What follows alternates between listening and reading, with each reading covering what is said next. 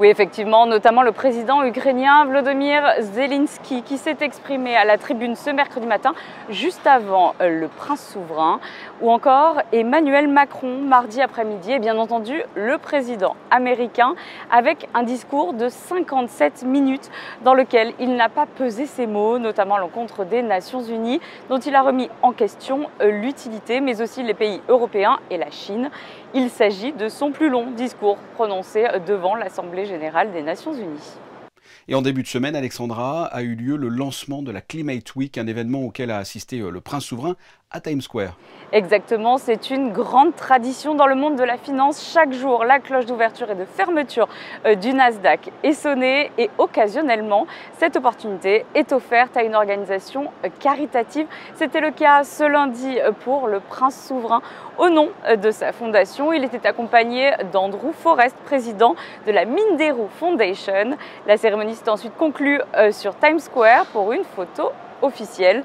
Je vous propose d'écouter le vice-président administrateur délégué de la Fondation Prince Albert II de Monaco au sujet d'un nouveau partenariat, d'une très importante levée de fonds annoncée pour le ReOcean Funds lors de cet événement.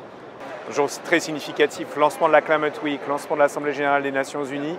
Le Nasdaq avait voulu mettre l'océan au cœur de ses préoccupations en invitant le prince de Monaco à venir les rejoindre pour lancer cette grande journée.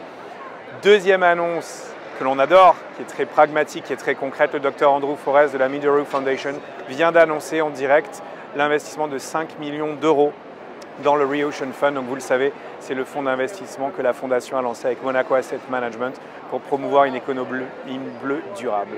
C'est avant toute chose le gage du sérieux et de la pertinence de cette initiative. Donc promouvoir l'économie bleue durable, c'est très bien, ça s'est longtemps fait au niveau des débats, des conférences internationales. Ça s'est fait de manière beaucoup plus précise et tangible lors du Blue Economy and Finance Forum. Et donc là, c'est le step d'après, l'étape suivante, avec une personnalité telle que le Dr Andrew Forrest, donc australien, très reconnu au niveau international à la fois comme investisseur, mais aussi comme grande voix qui compte de l'océan. D'ailleurs, son bateau For Rescue est dans le port de Manhattan ces temps-ci, ils iront peut-être le voir. Donc je crois que c'est avant tout une reconnaissance internationale de l'engagement du souverain, du travail de sa fondation, du sérieux de l'outil financier que nous développons. C'est un fonds de 100 millions d'euros, donc oui, 5 millions d'euros, ça compte, mais c'est au-delà de ça, ajouter à la liste des investisseurs très nombreux et très sérieux que nous avons établis, une personnalité comme Andrew Forrest pour nous permettre d'atteindre notre objectif sous 6 mois.